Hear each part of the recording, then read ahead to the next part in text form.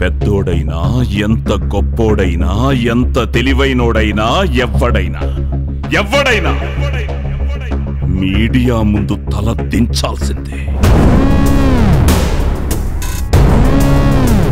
ఈ దేశంలో వ్యక్తికో channel, పార్టీకో channel, ప్రాంతానికో channel పుట్టుకొస్తున్నాయి sir. మీరు మాట్లాడుతున్నది ఎవరితో తెలుసా? మీడియా ఇక్కడ. అయితే నాకేంటి?